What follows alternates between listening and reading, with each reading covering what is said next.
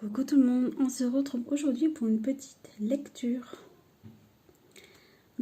Aujourd'hui on va prendre la lecture Trouver son chemin de Michel Jonas. Depuis que je suis môme, je me demande si la vie a un sens. J'ai donc cherché si naître, vivre de petites joies, souffrir quelques douleurs, se marier, faire des enfants et mourir pouvait suffire. Certains disent que non, d'autres disent que oui, déclarant que les premiers s'inventent des histoires et que les religions, Dieu, ont été créés pour se rassurer. Moi, je ne crois pas. Ça ne peut pas s'expliquer, c'est une question de foi.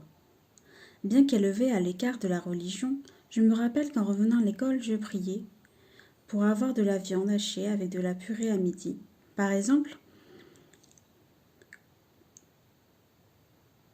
et j'en avais un jour, je questionne un prêtre. Mon père, est-ce que Dieu est le tout? Il me répond oui. Est-ce que Dieu est le mal? Il me rétorque que non. Dieu est-il sa création?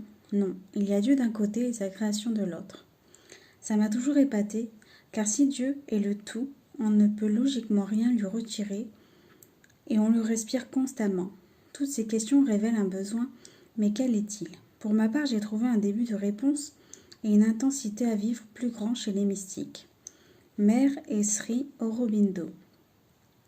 Selon eux, il existe une étape supérieure dans la croissance de l'être humain qui se trouve au-delà du mental. Suivre son chemin, c'est donc une aventure que nous partageons tous et en étant plus ou moins conscients.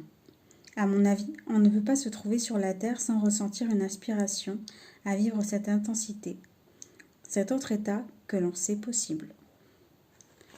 Voilà pour la petite lecture du jour. J'espère que cette petite lecture vous aura plu. Je vous fais plein de gros bisous et je vous souhaite une excellente journée. Bye bye.